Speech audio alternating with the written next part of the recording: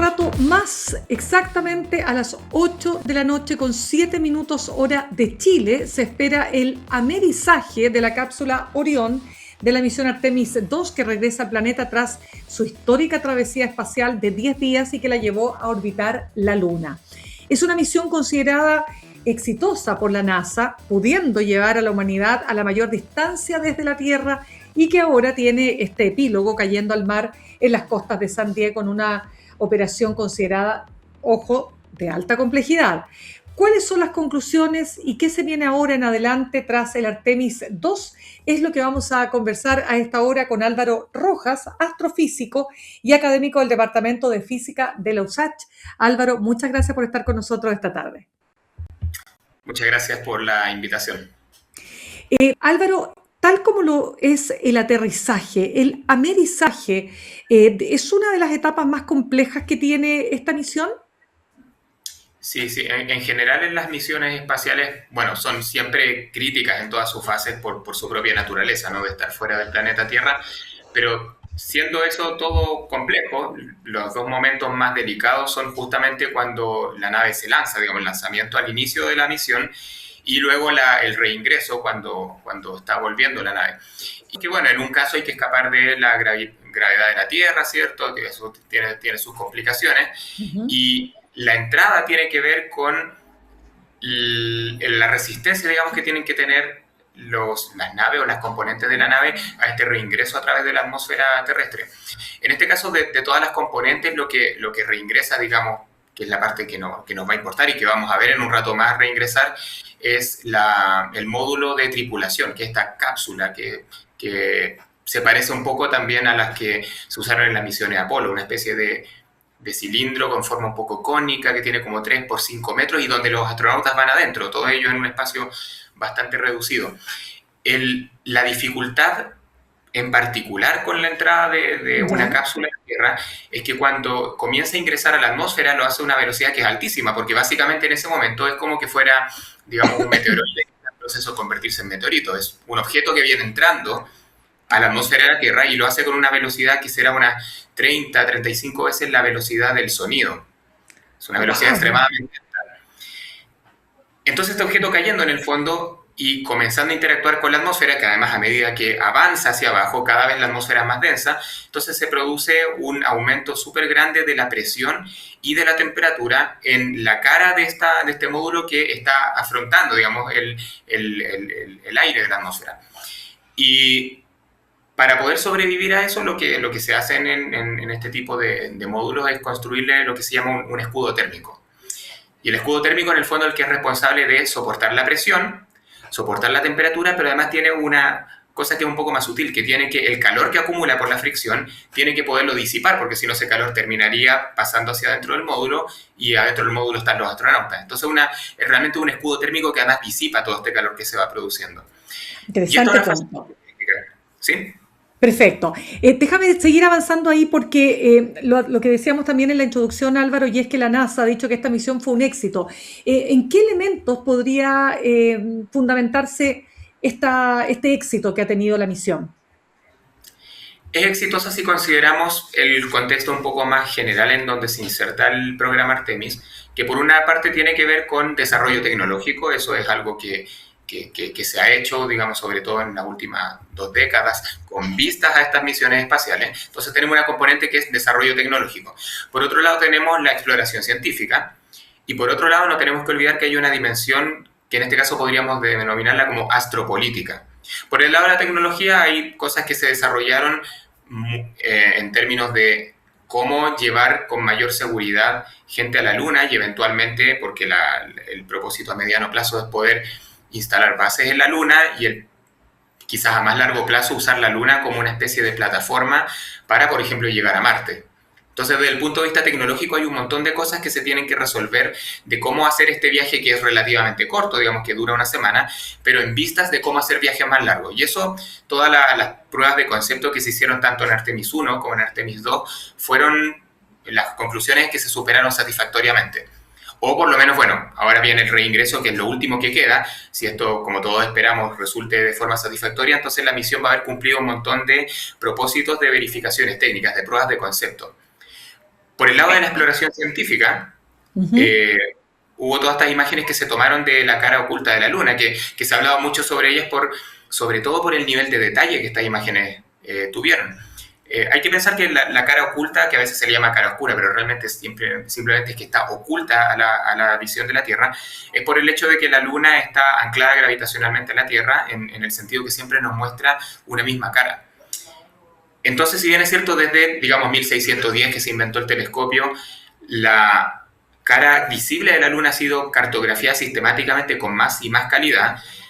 La otra parte de la Luna en realidad siempre ha estado oculta y la única manera de observarla es que una sonda pase por el lado de atrás de la Luna. Y esto recién se logró en el siglo XX, digamos, la primera vez en 1959 con la sonda Luna 3, en el contexto de la Guerra Fría, ¿cierto? Los soviéticos mandaron la primera sonda que pudo tomar imágenes de este lado oculto de la Luna, y son imágenes de una calidad bastante baja por la tecnología que había en esa época. Por Y esto supuesto.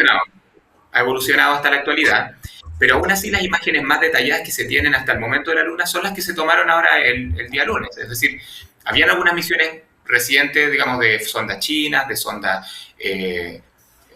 indias, Ujú. pero esta es la primera vez que se logra completar o que se logra complementar lo que se sabía del lado oculto de la Luna con una cantidad de imágenes de una calidad tan grande. Entonces tiene un Correcto. propósito científico. Álvaro, pero tú hablabas también de un propósito astropolítico. ¿A qué te refieres? Me refiero a que básicamente se está produciendo, y esto tiene que ver con una pregunta que se suele hacer de por qué la humanidad se demoró 50 años en volver a la Luna. Incluso algunos con eso ponen en cuestión de que si efectivamente se llegó a principios del año 70, 1969, si se llegó a la Luna realmente. Eso, bueno, está fuera de discusión. Llegamos y hay razones que, digamos, podríamos conversar sobre las que eso sucedió, y sucedió varias veces. Pero la última vez fue en 1972. Se terminó el programa Apolo, se había invertido una cantidad gigantesca de dinero en eso, y eso tenía que ver con un contexto geopolítico en la época que era en el fondo que la Unión Soviética por un lado y el bloque occidental por otro, liderado por Estados Unidos, querían demostrar en el fondo cuál era el mejor sistema. Y una de las formas de demostrar cuál era el mejor sistema era demostrar cómo la exploración espacial podía ser llevada por uno u otro sistema. Y en este contexto hay que decir que la Unión Soviética iba ganando la carrera. Fueron los primeros que enviaron un satélite, los primeros que enviaron un ser vivo, los primeros que enviaron un ser humano, digamos un hombre, luego una mujer. Son los únicos que lograron mandar sondas que, por ejemplo, bajaron a la superficie de Venus. Fueron los primeros que mandaron una sonda que impactó la Luna, una de luego que la orbitó, etc. Pero había un último paso, digamos, que era quién lograba llevar a una persona viva que se parara en la Luna y que volviera viva a la Tierra. Y eso lo logró Estados Unidos en el año 69. Entonces se ganó, por decirlo así, una batalla geopolítica importante. Y en esa época, entonces, el financiar tan masivamente un proyecto como este perdió importancia, y esto finalmente hizo que se abandonara esta idea de seguir haciéndolo. Pero ahora ha surgido nuevamente un contexto en el que la tecnología se ha desarrollado al punto en que se han comenzado a cuestionar asuntos como si será posible, por ejemplo, hacer explotación de minerales en otros cuerpos celestes que no sean la Tierra. Y el cuerpo más celeste más cercano que tenemos es la Luna, que justamente tiene un montón de minerales que podrían ser explotados, entre ellos, muy importantemente, tierras raras, que como sabemos Ah, son minerales súper importantes para la tecnología. Eh, Tenemos tierras raras, tenemos metales y tenemos una cosa un poco más curiosa que se llama helio 3. Eh, ¿qué? el helio 3 es básicamente un isótopo del helio, una especie de primo del helio que tiene un neutrón más, una especie de helio, un neutrón menos, perdón, es una especie de helio más liviano. Ya. Pero la gracia del helio 3 es que podría ser combustible nuclear para reactores de fusión nuclear. Y uno puede decir, bueno, pero todavía no se han inventado los reactores de fusión nuclear. Esto es algo que siempre está como a 50 años de acá. Es decir, hay proyectos en el mundo desde hace 30 años que están tratando de desarrollar el reactor de fusión nuclear, porque si se logra hacer, sería la solución para siempre, digamos, de nuestros problemas de energía. Entonces es algo súper importante. Y es algo Mm. que aún es incierto. Pueda que nunca lo logremos hacer, o pueda que en 30 años más haya reactores de fusión nuclear. Pero un combustible del reactor de fusión nuclear es el helio 3, y eso se puede encontrar en la Luna y se podría traer. Ya. Entonces, Y ese todo esto favorece, combustible, digamos, todas esas perspectivas, ¿no? claro, favorece las perspectivas de explotación, pero luego viene la siguiente dimensión que es, ok, tenemos una legislación internacional en el sentido de cómo se gobierna el espacio exterior que es casi inexistente. O sea, aquí existen Exacto. fundamentalmente dos tratados. Hay un tratado del espacio ultraterrestre del año 67 y hay un tratado lunar del año 72, que fueron ambos escritos y firmados en contexto de la Guerra Fría. Y lo que se intentó hacer fue pacificar el posible uso y explotación del espacio, en el sentido de indicar solo puede ser para exploración científica, nadie puede atribuirse propiedad de ningún cuerpo celeste, no se pueden llevar armas al espacio, o sea, no se puede hacer actividad militar en el espacio. Pero si uno lee estos dos acuerdos, en realidad son bastante breves y son un poco laxos, es decir, se pueden hacer cosas interpretando entre líneas. Y en definitiva el contexto es que no hay una legislación internacional que realmente diga en términos bien concretos qué se puede y no se puede hacer en el espacio.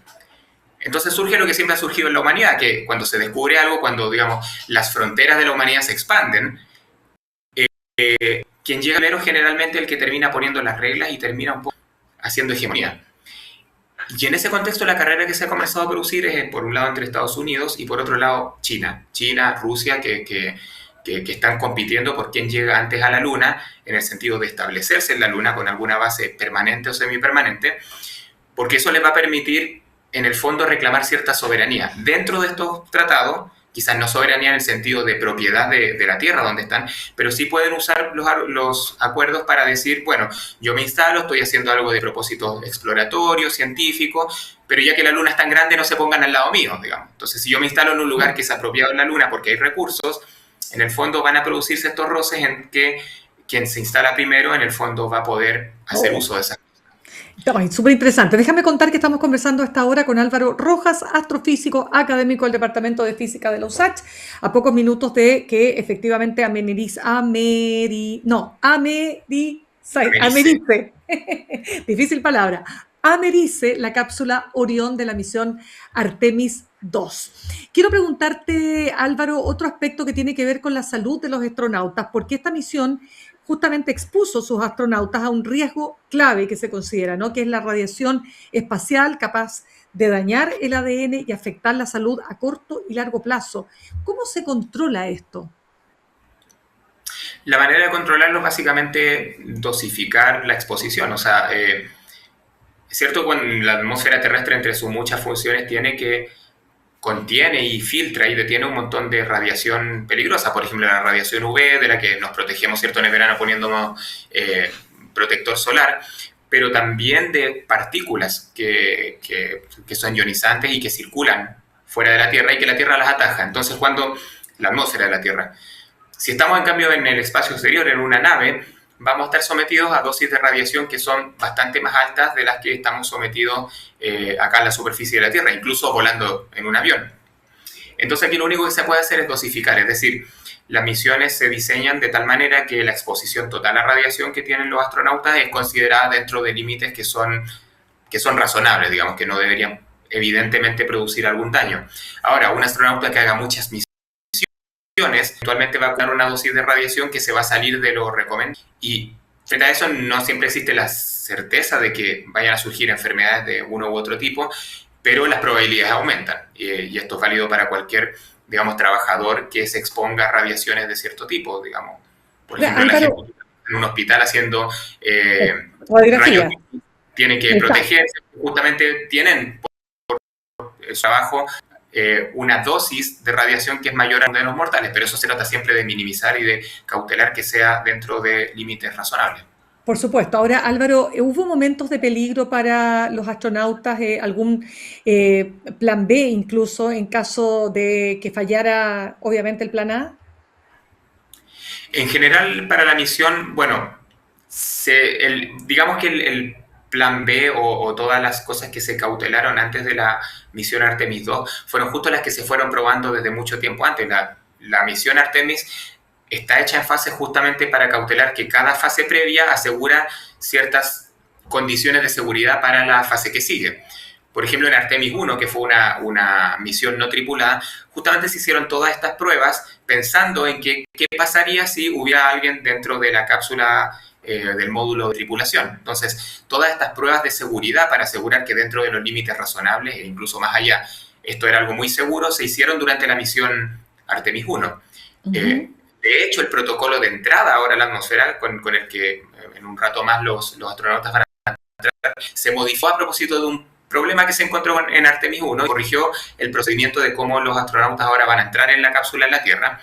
Y estas son cosas que se hicieron en la fase anterior, digamos. Ahora esta fase va a probar varias cosas que luego se van a usar para la misión Artemis 3 y luego finalmente en la misión Artemis 4, que es cuando se pretende que por primera vez en 50 años haya gente que baje nuevamente a la Luna. Entonces esto cada vez se hace en etapas muy discretas, justamente para poder poner a prueba todo lo que se necesita asegurar antes de pasar a la etapa siguiente. Claro, Por pero ejemplo, Álvaro, ¿sí? disculpa, es que me entró una duda, porque si efectivamente se pudo, digamos, alunizar justamente hace 50 años, ¿por qué ahora no se puede? ¿Por qué hay que pasar primero por Artemis 3 y luego el Artemis 4 para lograr aquello?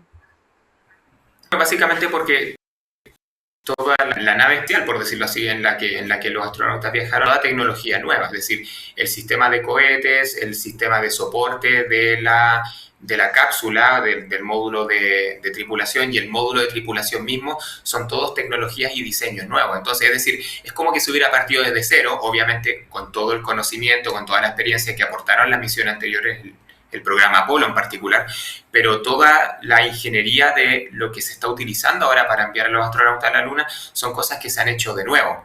Entonces, por protocolos de seguridad todo tiene que ser probado, Claro, claro. testado y verificado muy bien porque se están probando conceptos nuevos de ya, por ejemplo, parte de la infraestructura que se utiliza para lanzar a los astronautas es reutilizable, cosa que no era hace 50 atrás, todo era desechable, digamos, todo se usaba una vez. Ahora hay sistemas o partes del sistema que son reutilizables y es un concepto de ingeniería distinto que tiene que ser probaciones. Lo mismo con la cápsula. Esta cápsula hoy día, en un rato más, va a amarizar, pero el diseño está hecho para que eventualmente pudiera incluso aterrizar.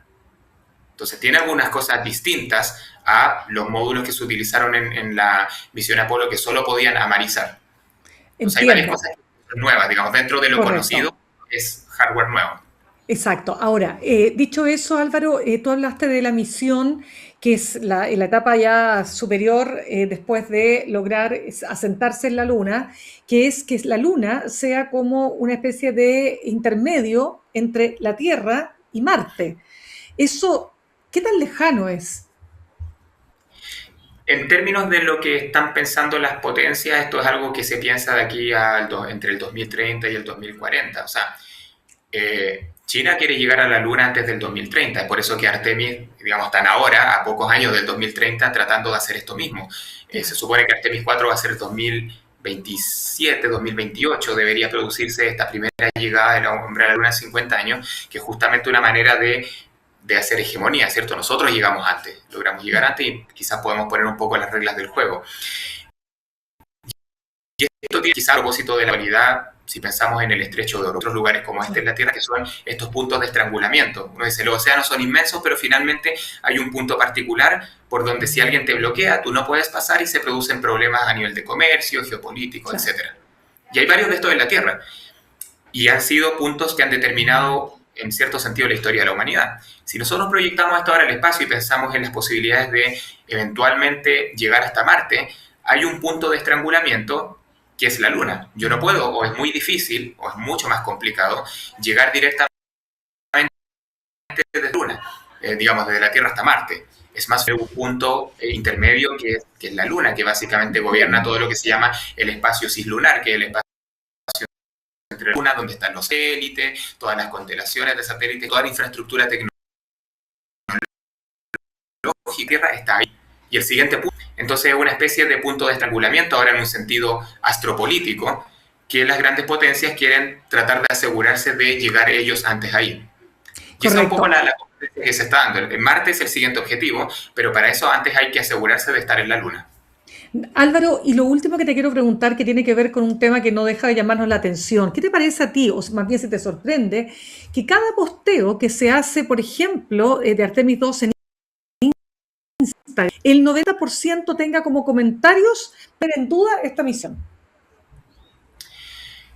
Es curioso porque, bueno, en parte yo creo que tiene que ver con una cosa más general justamente del acceso a la información a través de las redes sociales, a través de Internet en general, que ha sido un avance en la humanidad súper grande, es decir, tenemos un acceso a la información que es mucho más grande, pero ese acceso a la información también nos da acceso a ruido en la información, digamos, información que no es correcta, que no es, digamos, a veces bien intencionada incluso.